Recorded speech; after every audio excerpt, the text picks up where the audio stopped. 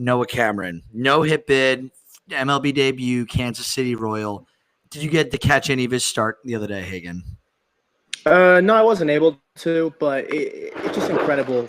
I mean, these guys are making his debut. You think, all right, he's gonna have a lot of nerves out there. Like, I mean, it's probably the biggest game of his life to that point, and I don't think anyone expected him to go out there and take a no hit bid as deep as he did. I mean, it's incredible to see, and the Royals have really needed it too. I mean, their ace Cole Reagan, he's got a 4.4 ERA in the season. I know we're early on, only 30 innings, but even a Lorenzen, a 3.5, Lugo still 3, but they need pitching in this team right now, and they've been struggling as well. So hopefully I wonder if this guy's going to be a mainstay in the rotation at all, and could be a nice little addition that they just found themselves. Yeah, for sure. Definitely excited to see that. We got to talk, if we're going to talk about the Royals, though, and this is kind of what I call the meat and potatoes of this meal we're cooking up right here. Bobby Witt Jr. So Bobby Witt Jr., we all know he's a freak. Grant, he's now 1,000 career bases in 500 MLB games. How crazy is this for Bobby Witt Jr. at, his age?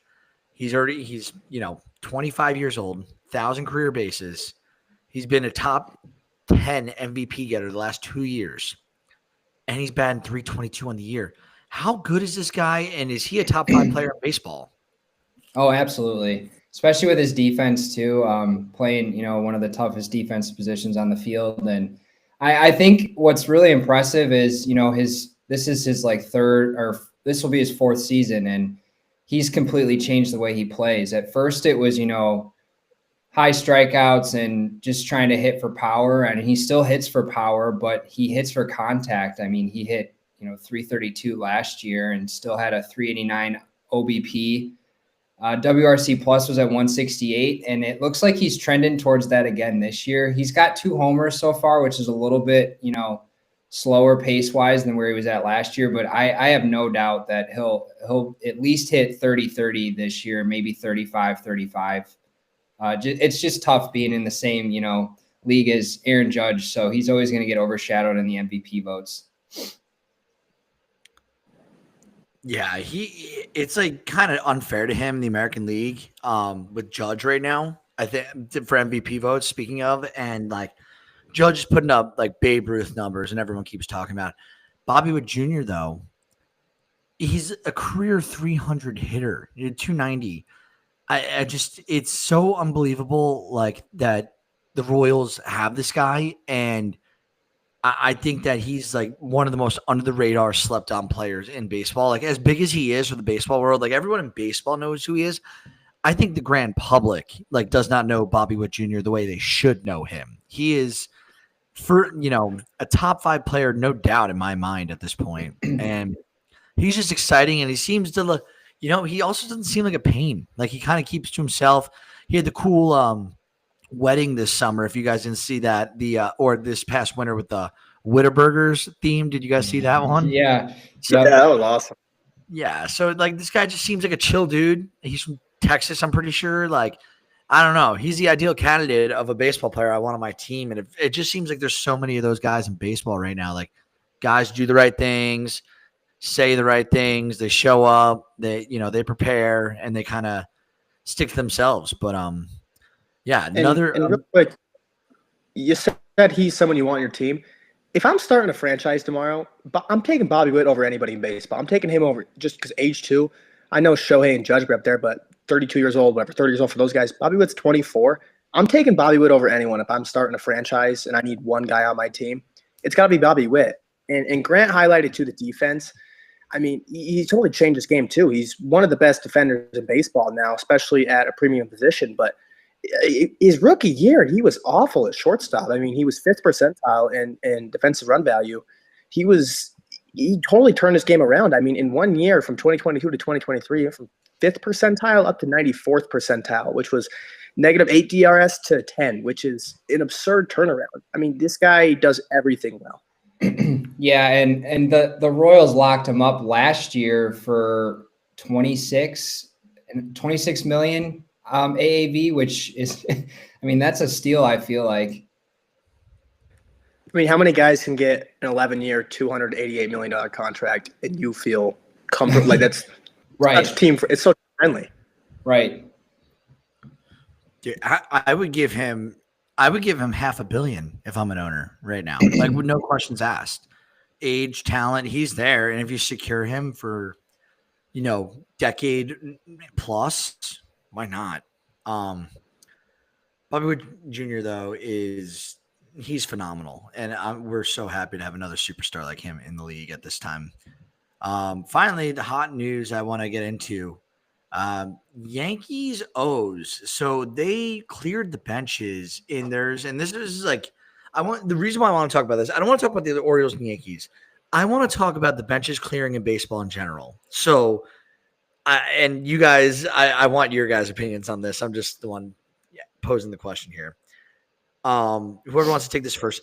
Do you think it's becoming to the point unnecessary when these bullpens are running out for something as simple as like a misunderstanding at second base with Kjerstad and this Yankee second baseman the other day on the slide? Like it didn't even look like that bad. And like Kjerstad got up. He, I think it was who was talking about today. He did have kind of like that, asshole attitude. Like you could see it all over his facial expression. He was pissed and giving Yankees guy some lip here. What do you guys think about these benches clearing if they're not going to fight? Yeah, go ahead. Go ahead. No, you go ahead. That one to me was one of the more silly like overreactions because it was very clear to I feel like everyone that it was that shortstop, second baseman, whoever it was just going for the ball. And the Volpe part of it was my favorite, where he's like trying to settle everybody down and he wasn't even involved. I don't know. I feel like someone like Cedric Mullins or like a leader in the clubhouse for the Orioles should have just said to Kjerstad, like, hey, calm down. It was clearly a misunderstanding. But I'm honestly all for a good brawl if it's like warranted, and this was not the case. Yeah, I agree. It was pretty silly. But the way I view this is, I view it as division rivals here, where I love seeing some chippiness. Like, and I know everyone's out here, everyone's nice guys, they're all homies with each other. But I love seeing some chippiness, especially a team that you're very familiar with. I mean, the Yankees and Orioles. I mean, obviously in the division, the Orioles have been on top of the division the last few years with the Yankees. So I like seeing them get into it a little bit because I mean, I miss like the Red Sox Yankees where it was always chippy and it was kind of just the FU every time you were playing. I like having that, especially with a division rival.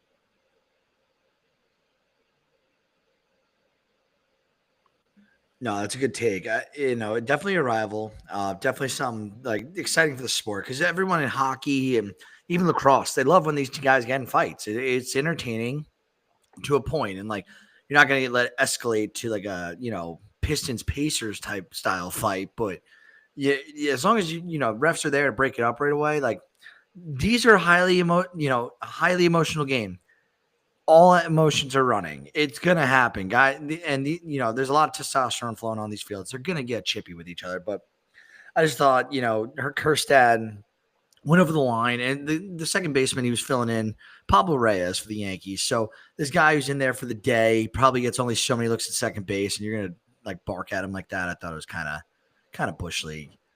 But we'll move on. A little bit more Yankees Orioles news. So we'll start with the Orioles here. They placed their third baseman, Jordan Westburg, on the IL with a strained hamstring and catcher Gary Sanchez on the IL with an inflamed right wrist. So pitching's been down. Of course, the Baltimore, they take it to the Yankees, the series this past week. I feel like this is a recurring discussion on this podcast, Hagen. I'll start with you on this one. Is Baltimore in trouble? Like the pitching's down, they're moving Charlie Morton to the bullpen for the time being right now, and I don't love the starting rotation, and now they're losing some starters from bats. What are your thoughts on Baltimore right now? State of panic?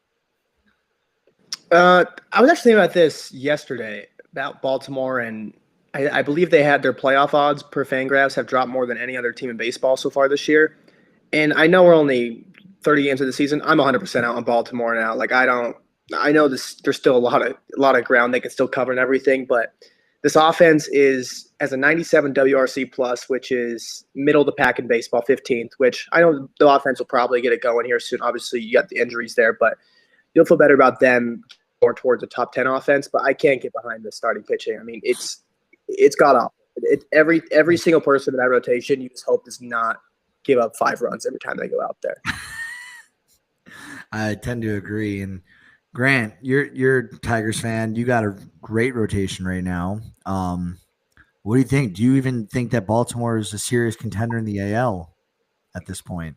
I don't. It's really a fall from grace. And honestly, I think they had 1.5 good seasons where their young core came together. And if that young hitting core is not succeeding, which they aren't right now, I mean, Cedric Mullins is their best player and he's awesome, but he's not part of that future core. They were hoping to use him to like sell off for pieces at the trade deadline. But at this point, they need arms. And I think that was one of the most obvious like needs for any team across the league going into the offseason, and they just couldn't get it done.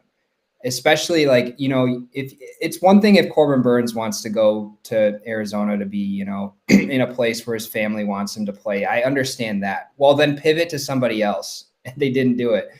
Charlie Morton's been great for years, but age catches up to everybody. And it clearly is just like, was not something they prioritized, and they signed a bunch of, platoony bats when they didn't need them. So it was just very curious, especially in a really tough division where the, Yankees were the defending AL champs. The Red Sox made a ton of moves.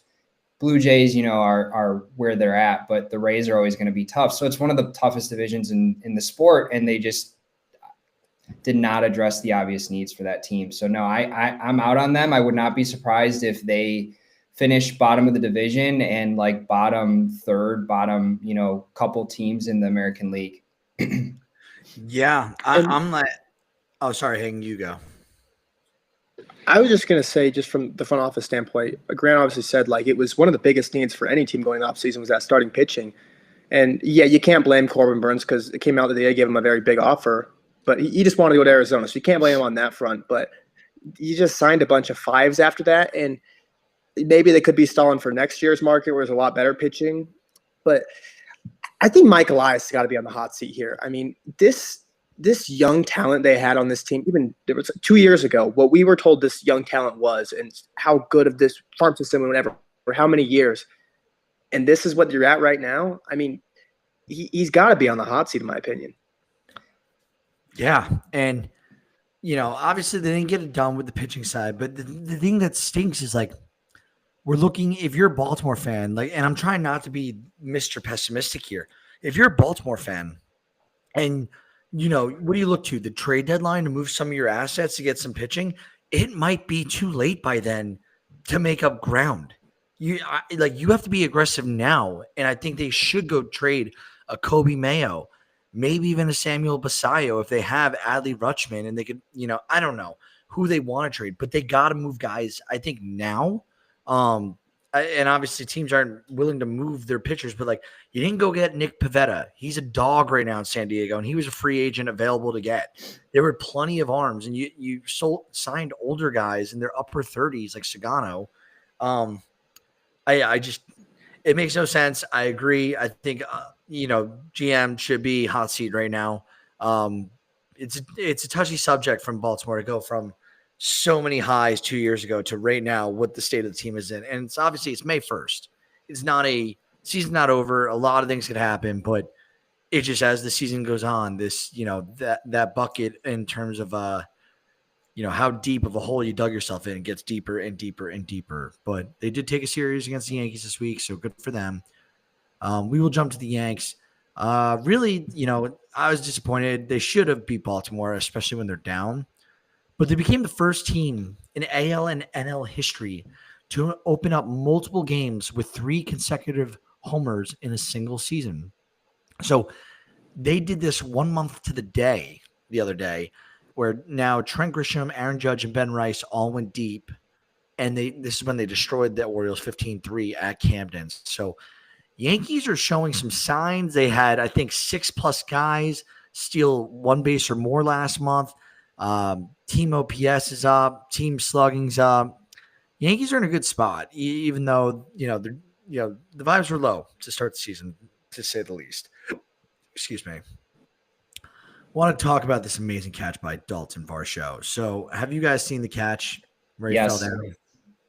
Okay, I'm gonna load it here and play it for us because it's that great of a play. Dalton Varsho is widely considered one of the better defenders in all of baseball. Let me know when you guys can see my screen, but this is an incredible play. Seems to normally have. Here's a drive to deep center. Varsho back. And did he catch that ball? Yes, he caught that ball. Yes, he did catch that ball. That was awesome. I've seen three, and I want to talk about defense as a whole in the MLB right now. Guys, am I crazy? Or the web gem's getting sicker and sicker by the week. I feel this has been one of the best defensive year of highlights I've seen in baseball in a long time. I've seen the assist. There's been like four.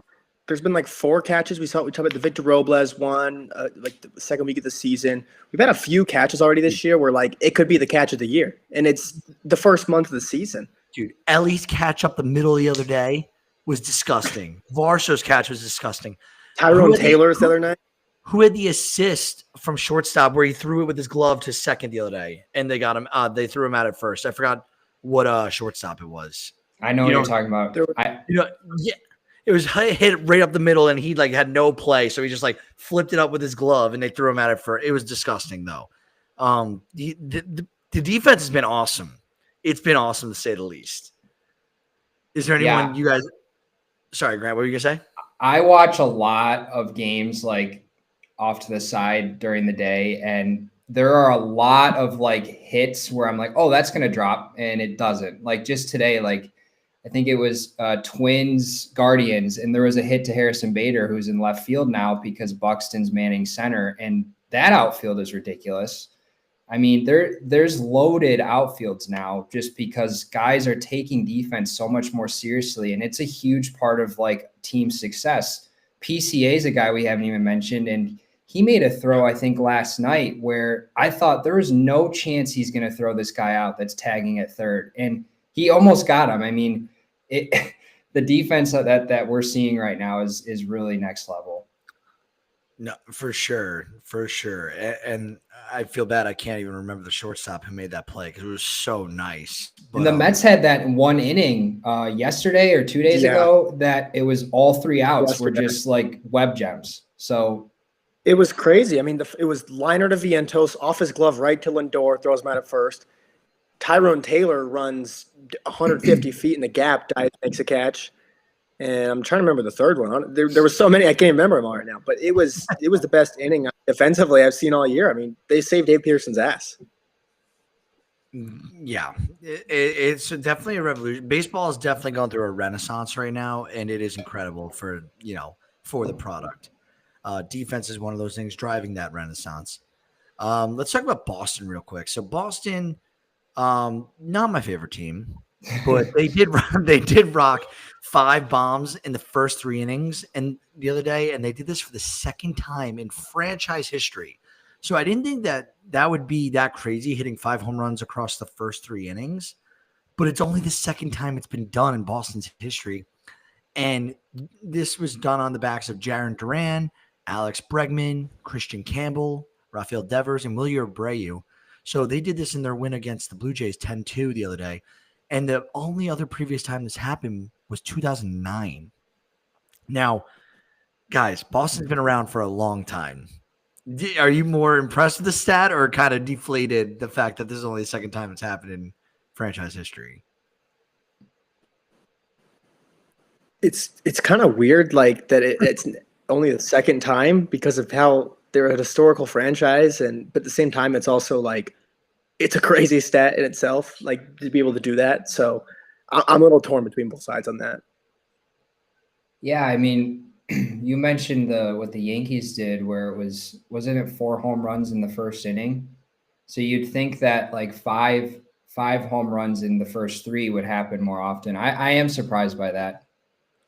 Yeah, well, if it shows anything, it shows that Boston's loaded again, and that's what I really think is going. They have a lot of bats who could hit for power. Bad sign for the Yanks and all the other American League. Oh my gosh, tongue tied. American League East divisional rivals. There, we'll jump. And over that's to the without Central. Tristan Casas doing anything. That is without Tristan Casas doing Dean's favorite anything. player. Yeah. I don't have a lot on the Central this week, but we do have to talk. The one cool thing coming out of the Central this week are these Chicago Bull themed City Connect uniforms. Did you guys see these bad boys? What are our takes on them? Grant, what's your take?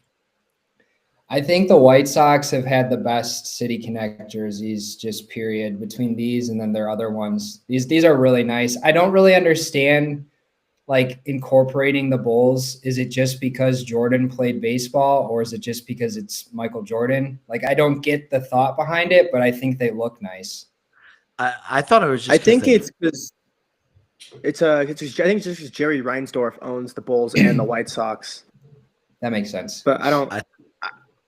I'm right though that they're cool, but like, I don't like them that much. Like, I think they're cool for like viewing, but like, if I was the White Sox, I wouldn't want to see my team wearing a Bulls jersey while you're playing. Like, and their old ones too. Like Brand said, their old ones were sweet. Yeah. The old ones are the ones black with white pinstripes that say Southside, correct? Yeah. I just think that, the Bulls kind of take the people's eyes off of the White Sox, like remembering how bad they've been. And it's like, oh, remember the 90s when it was good times and we had Jordan? Like, that's kind of what I'm seeing going on here. But I don't know. I thought these were pretty cool. They're much better than like a lot of the other City Connect jerseys. And Grant, I totally agree with that take. Like the White Sox have done relatively well nailing these City Connect jerseys compared to other ball clubs. But I'm excited to see these. What were you say, Hagen? I was gonna say they kind of remind me of those like things you'd see on Instagram where it's like uniform matchup between cities, MLB, and NFL teams. Like that's exactly what this is. Hey, you know what? It could have been some marketing intern inside the White Sox who pitched this idea and they just went with it. But that's it from the Central for me this week. Hold on. Can I just do one quick biased plug for the Tigers? Oh yeah, I was gonna call. I was gonna say we have Grant here. Let's hear about Detroit because I'll keep it short. Like tonight is they play the Angels. If they win, they're the first American League team to 20 wins. Did not think I'd be saying that. So really happy with how they've been playing, and I hope they keep it up. When's Riley Green gonna get it going? I think he's starting to. He's turned it around a little bit. Playing with the Crawford boxes in Houston really helped him with that. So let's hope it continues. It's been frustrating because for the past couple of years, Tigers fans have been saying if Torkelson's playing well, Riley Green's struggling, and vice versa. And that feels like how it's been this season so far. So if they can both get it going, then I feel really confident about this team. Yeah, I feel like Detroit was a team that like everyone thought last year like overperformed, but as the year goes on now, I feel people are realizing, no, they were actually pretty good and they could be even better. Their pieces just weren't even fully formed between Carpenter, Torque, Riley Green, Javier Baez doesn't have to be the man anymore. He's just one of the guys and it seems to be working. I kind of really like what Detroit's put together. I do. And Tarek Skubal's a dog. There's no doubt about that one. Yeah. And I don't like to like take too much away from the players, but AJ Hinch is like the centerpiece of all of this. He's done an amazing job at, squeezing as much juice as he can out of all of these guys. Yeah. And he kind of gets forgotten about in the managers because he was all wrapped up in some other scandals, but he's a fantastic manager. Hagen, I want you to start us off with this. Mike Trout exits a game with knee soreness. He was hoping to play today, and he's not. He's sitting. How concerned is baseball 1 to 10?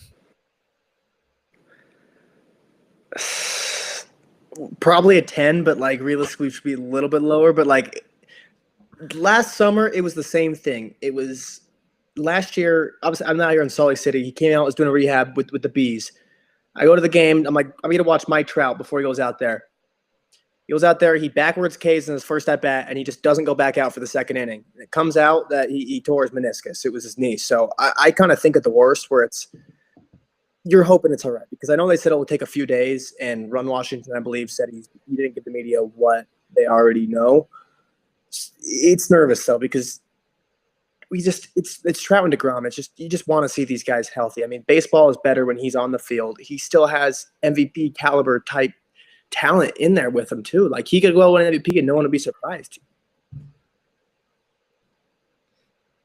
Grant, what are your thoughts? Are you do you think Trout's going to be hitting the IL, or do you think this is just a quick little hiccup? See, at first when I saw it, I was like, oh, they're just being overly cautious. You know, he didn't feel right. He said something and Washington just pulled him. But like Hagan said, like after the game and then before this game, they've been like very vague on what's going on. And I feel like if you're being vague, there's something bigger there. If it was just, precautionary, they'd say, nope, we're going to give him a few days rest. He's totally fine. He's just struggling. I mean, he's still hitting for like power, but he's not really doing much else. So it's like, oh, we're just giving him a few days of a reset. That's it. Like, nothing's wrong. But they haven't come out and said that. So I would not be surprised, and as much as it pays me to say this, that there might be an IL stint coming. Yeah. Sorry, I don't mean to laugh. Someone sent me something in the notes here, and I'm just, they broke me. They broke me. But yes, I hope. Mike Trout's like my favorite player. He's a Northeast guy. He's from Jersey.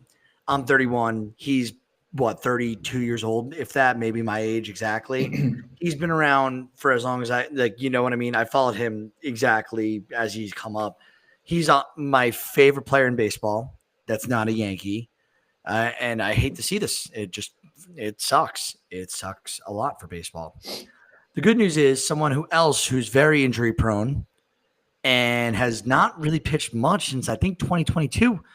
It's a Houston Astro named Lance McCullers. He will be debuting on Sunday. Now, this made me feel all types of ways, because I feel like you hear Lance McCullers and I just feel like, oh, that Astros team is back. It's just like, it feels like he's one of those core pieces of those disgusting Astros teams. Guys, do you think that this can be, I saw the numbers from his minor league rehab starts. He looks solid. Do you think this is going to be a game changer for Houston for the rest of the year? Grant, let's start with you on this one. I don't.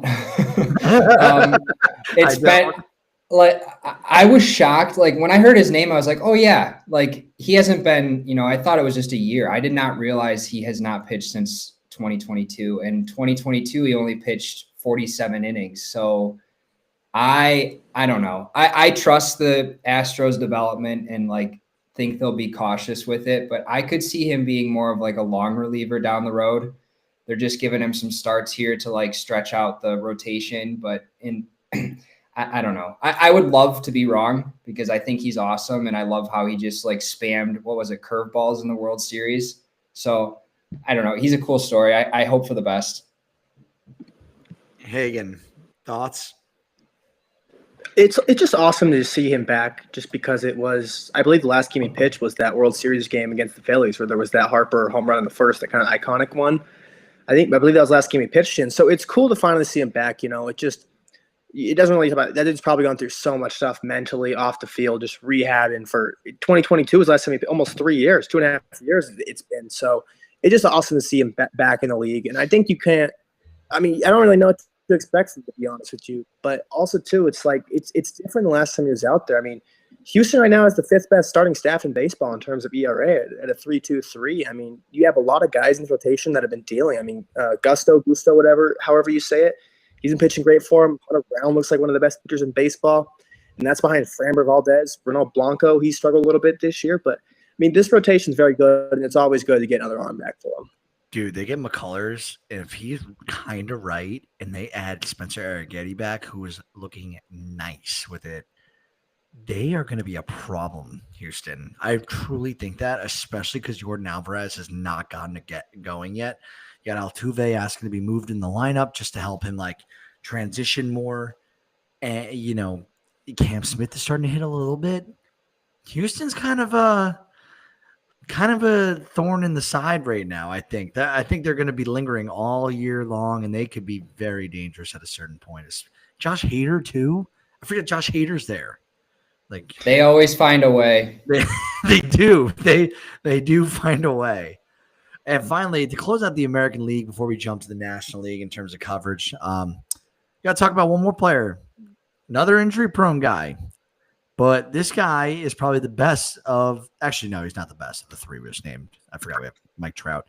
But Jacob deGrom, arguably one of the best pitchers of this generation. Jacob deGrom gets his first win since 2023. He goes 6 innings, 7 Ks, 0 earned runs with a .67 whip, where he earns the quality start in a 15-2 win over the A's. Jacob deGrom, okay, Hagen, take it away. What do we thought? We think deGrom's going to make it through the year? I believe deGrom will make it through the year, yes. I also have a lot of bias. He's my favorite player of all time, but I full-heartedly believe in deGrom this year. Obviously, he's lower in the velo. He showed it last start. He actually hit 100 for the first time this year in that start, and it was dominant. I mean, it was a vintage deGrom start, and he struggled with command too in the past, so it was good to see him get that back a little bit, especially because this year his arm angle's dropped about by 5 degrees, and there's some health reasons behind that. Apparently, it's better for your arm that way. It puts less stress on the elbow. But then he's the fastball right now this season's at 96.8 when he's not sitting 99 anymore. So he's taking the health precautions to stay healthy throughout the course of the year. But then he still has that 100 in the tank when he needs it. If he needs whatever, a guy comes up, big situation, bases loaded, need to get big out there, he'll pop 100 right by you. So I'm very optimistic about deGrom the rest of this year. Grant, are we believer deGrom's fully back to Cy Young deGrom?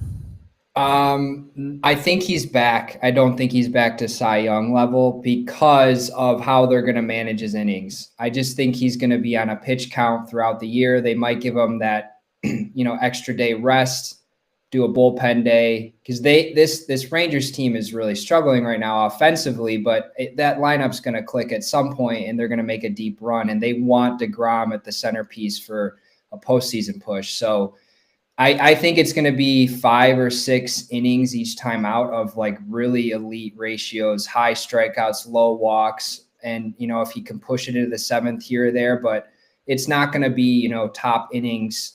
And so, yes, he's going to be a top pitcher. I just don't think he's going to be in the Cy Young conversation because everyone loves that volume when they're talking about the Cy Young. Yeah, I tend to agree. The volume I don't think will be there. Jacob deGrom's he's a stud, and it's great to see him back in full form, but like minus innings right now. But time will tell. Maybe he's older. He might ask them to let go, especially towards the end of the season. Hey, you look like you had something to say. I was gonna say just the innings too. It just to show how injury prone this guy's been this year. He's already thrown the most this year. He's already thrown the most innings he has since 2022. That's wild. And he's got 33 innings. It's the most he's thrown since 2022. That is wild. We'll jump to the National League, though, and we'll start in the NL East. So I didn't have a whole lot of actual news that is big, especially because I was so drained from the Mets talk from last night's space. Learn a lot about the Mets and Dan Bartel's spaces on the Mets, let me tell you. But Atlanta, they made some interesting moves. So they signed Eddie Rosario. He was released by the Dodgers. And this I hate to say because I was such a big Jared Kelenic fan. Utility man Jared Kelenic was sent back down to AAA. So 2 parts here. Hagen, is Jared Kelenic done?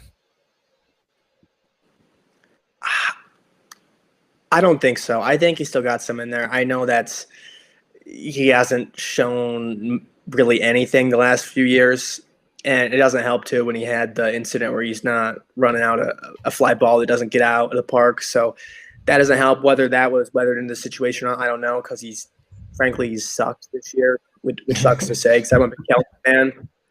But I think he still got it in there with him. And because we saw, I believe it was 2 years ago where he went on that run really good before he kicked that cooler, and then it kind of went downhill after that, and he really hasn't gotten back to that point yet. So I still believe he still has something left in the tank. Yeah, and listen to Tomahawk talk with like Ben and Jeb and all those guys. They are. I don't get a good sense that they're big Kelnick fans, especially because like I think it was last week or 2 weeks ago. He's kind of like, I don't want to say a mental head case, but he's so, I feel like singularly thought about himself. Like he is very deep in mind. Like if he's failing or succeeding, it really bothers him and takes a toll on him mentally. And like he threw a bat, bat toss, thinking he hit a home run. And he then it didn't going out of the park, hit the wall, and he like tried to pick up speed and ran to second. He got thrown out at second. It's like these are the mental mistakes this guy makes. Like he doesn't do well. Like I feel like playing the game sometimes because he's so like enthralled and into him and like kind of like what he's doing. Like as a single being rather than how the team's doing. I'm not saying that he's a selfish guy. I'm just I kind of am, but I'm not trying to put it that way. It just seems to me like he mentally lets his head get ahead of him in baseball sometimes, and it's just something I think with years of maturity will hopefully calm down. But unfortunately, in baseball, as a prospect, as a 26-year-old, I think he is now, you just don't get that many years to keep trying and trying. You got to like make it or break it, and this guy's kind of been succeeding and failing for different stints for like the last 3 years, 4 years, it feels like. We'll see. I'm a big Eddie Rosario fan, so hopefully he does well in Atlanta.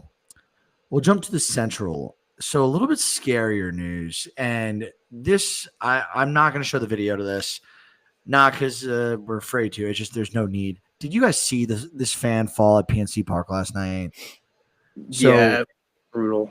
So I don't know. It looked like they almost fell after the ball was like you know what I mean? Like it was the weirdest fall ever. It looked like they almost like not intentionally, but like it was like I couldn't believe that person fell. And people, if you're going to baseball games, please watch what you're doing and don't lean over the rails. It's scary stuff. There's big falls. It's happened too many times in our career now, like in our lives, where like a fan has fallen over a wall reaching for a baseball. Like it's sad sight to see. I haven't heard any updated news on this person, but just keep them in your thoughts and prayers out there. Hopefully everything turns out okay. But that's the big news from the Central, that at least over the last couple of days. But I do want to talk about the West because we got a few things going on. We'll start with the Dodgers. So Tyler Glasnow is now going to be shut down for the next 10 to 14 days from throwing. He's going to be reevaluated. Grant, how serious this is for the Dodgers now, piling up arm injuries with Snell, all of the minor league prospect guys like the River Ryans of the world, the Emmett Sheehan's, and now you got Glasnow, who we knew his elbow with, we knew his arm was a injury-prone arm. Ohtani, they're not going to rush him back to pitch. Are you concerned for LA at all? I asked Hagen this last episode, but I'm not going to tell you how. I think I heard, like, I can't remember who I heard this from. I was listening to a podcast the other day, and as good, and they were saying, like, they made a great point, like, as good as the Dodgers are they one of the, like, worst run, like, pitching health organizations because it just keeps happening. And I know they have great development and, all of that, but it's kind of like the Rays. It's just crazy how it just keeps piling up. And I'm not worried from like an full season standpoint, but immediately, yeah, who are they going to fill? I mean, they got Gonsolin back and he looked really good, but like, can you really rely on him to be like the bulk piece to fill in when he just came back from his own, injury issues? So I mean, if they're without a couple guys in their rotation, they're going to go out and get someone at the deadline. So I'm not overly concerned. They're just worried about getting to the postseason. And then once they get there, they'll have all their horses back by then. Yeah. And I don't want to linger too long on the Dodgers. We over talk about them. Arizona. This makes sense. Joseph Martinez, he's a flamethrower in the bullpen for them. He's had a few bad outings, and the manager, and him had a talk. He went for an MRI. I think he just hit the IL for the IL-15. AJ Puck, another pitcher for Arizona. We're talking about him also. he's being shut down for a couple weeks due to a flexor strain. So they're hoping no surgery is necessary, and there's no clear timetable for AJ Puck's return. This is really bad. I think this is the number 1 and 2 top relievers in their bullpen. Hey, you want to take a crack at this? How bad is this for Arizona? This is huge for him because obviously Justin Martinez, he was pitched yesterday against the Mets, and normally he's out there throwing 100, I think is what he sits. It was like 94, 95, so you could kind of tell something was up there, and his command was all over the place. So, I mean, he's one of the best closers in baseball right now, in my opinion. So it sucks to lose him, and then you lose AJ Puck, who, last year in the second half allowed 1 run, was good for him to start this year. So transferred to the 60 IL, so you're out a while without those 2 guys. But on the bright side, you got Shelby Miller, who's been absolutely phenomenal for him. I believe he still has not allowed a run yet for him. So I would assume he's probably going to get a lot of high leverage situations for them now. But I saw Bob Nightingale came out and said they're looking to add some bullpen help now. But it's hard. I mean, their offense bangs and it's really good, but it sucks when you lose your 8th and your 9th inning arms in the span of a few days.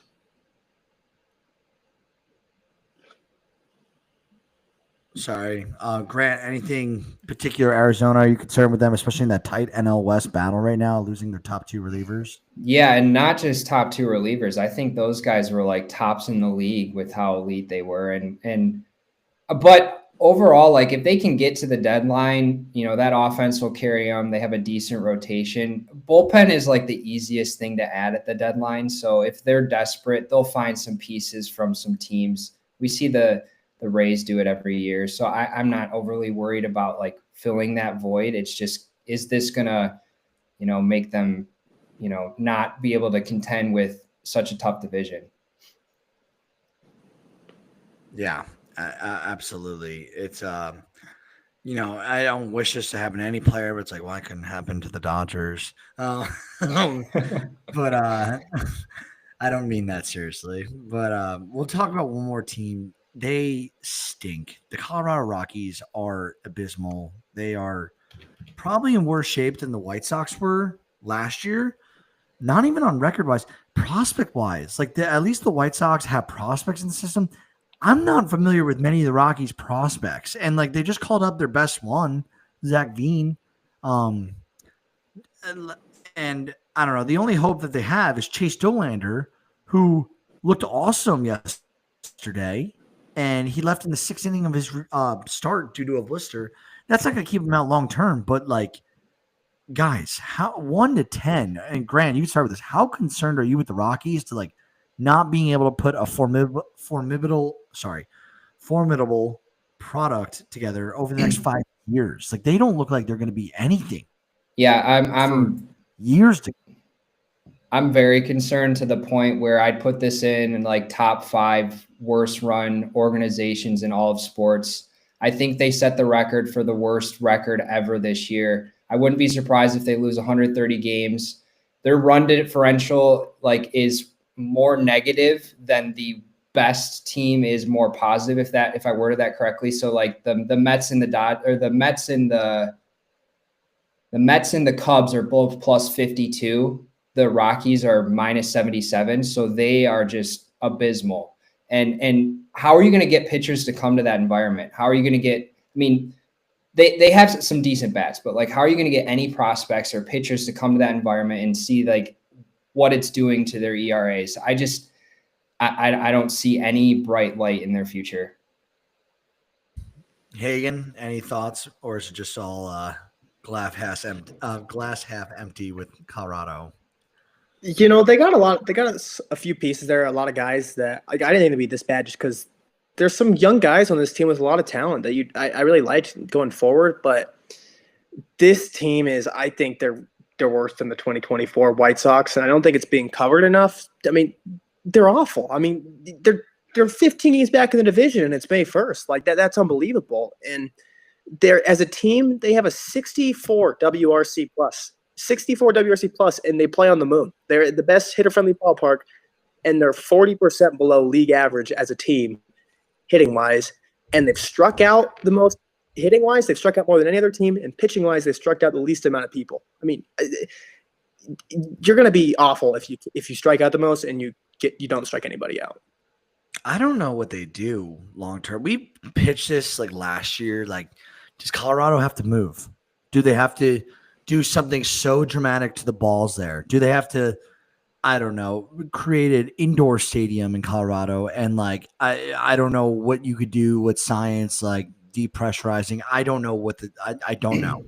My point is, this seems to be a lingering issue that I don't think management is taking seriously enough. Because now it's not the point anymore of like, oh, we're Colorado, we have a home field advantage. People crank the ball out of here. It's that nobody wants to go fucking pitch for your organization. And it's half the game. In fact, I'd say pitching is probably the most important of the defenses in any sport.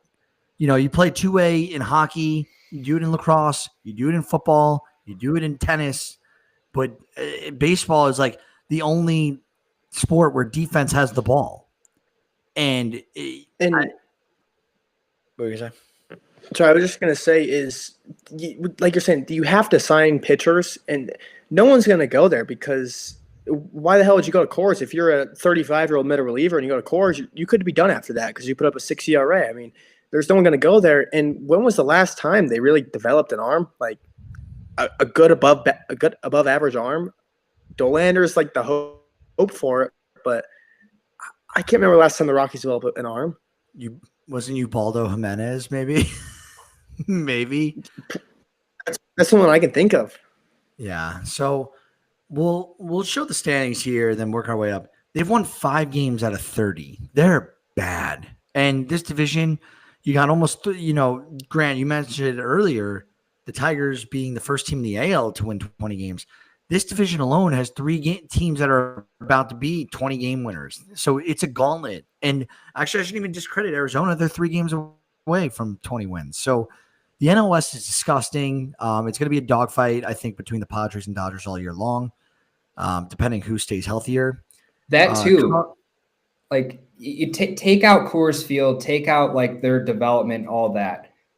Who's going to want to go to that team when you see what the Dodgers and the Padres and the Diamondbacks are building? Like they're just extending all of their young talent, and the Rockies aren't doing any of that. So it's like, even if the Rockies, hit lightning in a bottle and they start doing really well, they got to win a lot of games just to win their division. Yeah, exactly. It's just another point of like why I would not, sign there. You got the Cubs still doing their thing. 6 games above 500, leading the Central. Pittsburgh, I think this is actually, for how bad Pittsburgh's been, they're only 6 games out. So it's not all over in Pittsburgh, especially if they're able to call up a couple prospects and anyone produces something. I think they could be in games just because the rotation is so good. And, they're going to call up Bubba Chandler here in the next 2 weeks. So I think Pittsburgh, they'll be okay. St. Louis is just so sad to see them just constantly at the bottom of that division, like the last few years. Brewers, they're going to brew crew their way to the playoffs. I have no doubt about it. Reds, they just called up Chase Petty. Exciting stuff. They need some hitting, though, but they're still in second place and only a game out. Only 2 games out. In the East, though, Hagen, who are you most afraid of at this point? Atlanta or the surging Atlanta Braves or Philly? For as long as I'm alive, it will always be the Atlanta Braves. The Atlanta Braves are in my nightmares. When I die, if I go to hell, I will see Truist Park. That's how much the Braves scare me. Just like Truist Park, a shirtless, ripped Chipper Jones with like a bat that has like a battle axe on the end of it. That's your worst nightmare. They're heating up too. Like Philly, I feel confident that Dombrowski will make a move for this bullpen if Romano doesn't figure it out or some of these guys don't get things going for him. So I feel good that they'll add a move. So I think it's all 3 teams are going to be very close when we come to the end of the year. But I'm just more scared about Atlanta. That's the team that scares me. And even too, when they were they were 10 games under 500, I was telling Mets fans like, the Braves will be back. The Braves will be right back in this thing before you know it. And here we are. They're 6 games back. They could be 2 games back in a week or 2.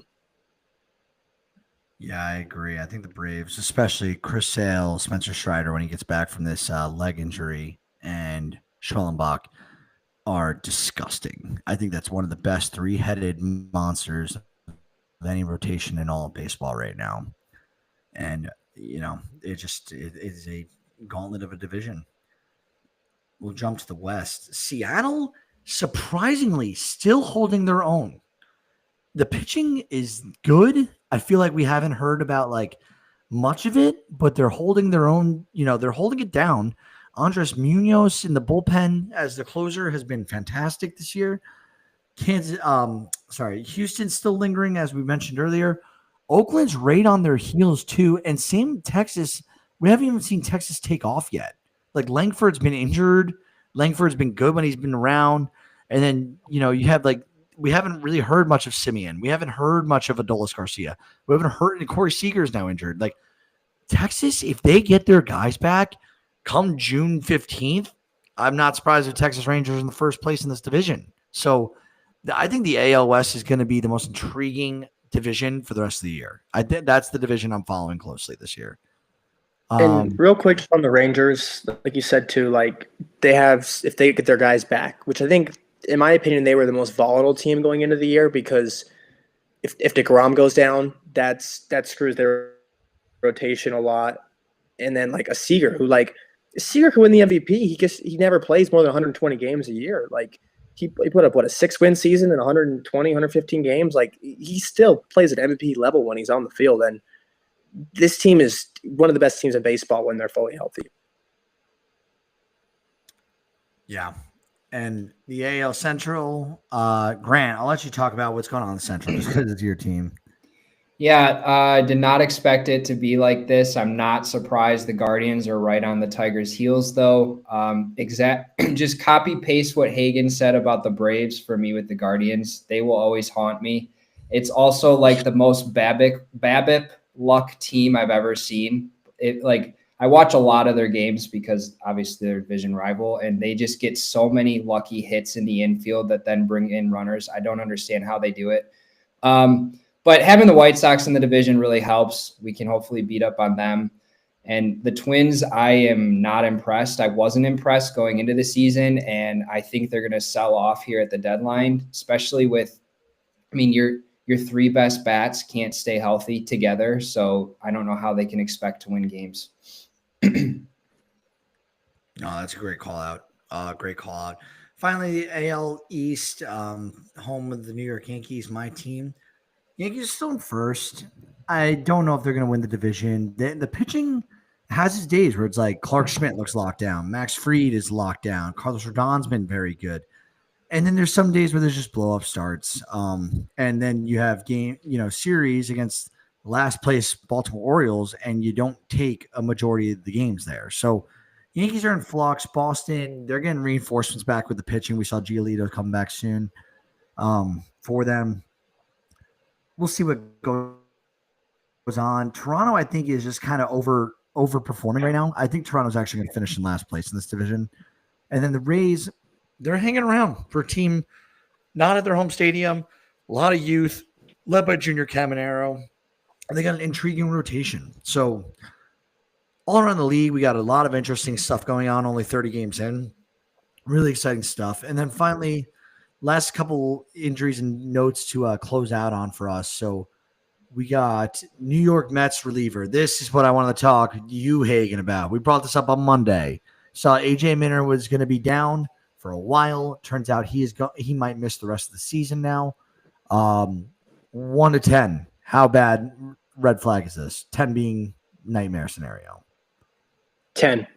Because he was the only he was the true 8th inning guy, and it was no question. I mean, you felt more comfortable with him in the 8th inning than you with Edwin Diaz in the 9th inning, at least for me. And so it sucks to lose him, and also a lefty as well, where after him you only had Danny Young, he can be really, really good, but he can also be really bad as well. And then he just went down, and it's looking like he might need Tommy John. So you lost your only 2 lefties you have on this pen, and the only lefties you have left now are the minors who are on non-roster invitees. I mean, so they're going to have to piece this bullpen together for a while, at least for getting lefties, whether that's calling up an Anthony Ghost, Genesis Cabrera, or you just whatever Sean Reed Foley, you just Rico Garcia, guys that can get left-handers out. So it'll be interesting to see how this goes. Yeah, I didn't expect you to say a 10 there though. That AJ Minter is dog. Don't get me wrong. What were you saying? Just the bullpen aspect. Like the bullpen as a whole, I still feel very good about being one of the best in baseball. It's just not having a lefty in there that's a major league caliber quality arm. Yeah. Well, 3 veterans: JD Davis. He was on the Angels. Ian Anderson, Atlanta, and then Yuli Gurriel was on the Padres. They were all cleared out of their lockers this week, and they're all designated for assignment. So contenders don't want to wait to the trade deadline. There's 3 notable names here. Maybe take a gamble on them. Grant's shaking his head. You don't like any of these guys? To be honest, I didn't even know JD Davis was still playing. But yeah, no, I'm not interested. I didn't know he was playing either. But, he did have a little bit of a run to platoon him, a little intrigue. Sometimes they're just guys that are spark plugs, You never know how the teams are going to react to some fresh meat in the locker room. Someone like Pittsburgh could use all 3 of these guys, I feel. Yeah, it's right there alley on the price range, too. Yeah. And finally, the last note we'll lead off with, actually, before we leave off with that, one thing I wanted to talk about was how good Chinook seeds are. Be sure to get your seeds from Chinook. You got great flavors, low sodium sunflower seeds. Use code the Skipper's View in order to get 10% off. I know, Hagen, you got yours. Grant, did you ever get your Chinook seeds from Dean? We gotta no, but I've heard nothing but good things. We gotta get you it. He has like 400 packs. DM him and say, "Give me my seed." We'll get on him for that. But last but not least, I thought this was a really cool tidbit, especially because of the players they selected. So, anyone who doesn't know Hamilton, the play, director Lin-Manuel Miranda for Hamilton is now working on a movie about the Molina brothers, Yadier, Benji, and Jose. So they all made the majors as catchers, and they all won a World Series. I cannot wait to see this movie. Did you guys see this news? Yeah. So you didn't see it. So I've never seen Hamilton, but I hear that this director is like the dude. Like this is who you want to watch make something. So super excited to see it. And any other comments or thoughts, you guys, this week in baseball before we head out? I just want to say that in the last 162 games for Aaron Judge, the rolling, whatever it was, pretty much take away his bad April he had last year. He's put up 13 WAR. You know how it is with like 250 WRC plus? That is, I can't fathom that. That for those who don't know, WRC plus, weighted runs created plus, the league average is 100. Correct me if I'm wrong. Correct. And that means that Aaron Judge, if he's at 250 over the last 162 games, he's essentially 150% better than the league on average. Let that and the sink stat in. is, it includes ballparks are the same too. So that doesn't mean he's getting a bump because he plays Yankee Stadium. Ballparks are neutralized together in that. Yeah, that's I love that stat. It's a great WRC plus is actually one of the ones I've been trying to go off of lately of when I evaluate guys. But good call out, Judges. We mentioned earlier putting up Ruth-like numbers, and I hate to copy other outlets using that word Ruthian type numbers, but it's true. He's the only guy slashing what he does right now, and it's unbelievable. And it seems like I don't know why teams continue to pitch to him, but please do throw him meatballs right down the middle. And sorry, another thing just crazy on Judge is his slugging percentage right now is higher than the league average OPS is right now. It's like 757 to compare to 707. Gross. Yeah. To your point, why pitch to him? Like, I don't understand why they still pitch to him. Just intentionally walk. It makes no sense. He's got that Ben Rice protection now. He doesn't need Juan Soto anymore. I can't even say that seriously. I miss Juan Soto so freaking bad. I hate that he's not a Yankee. I hate it. But I love it. Yeah. Well, hey, that's it from us. Bye.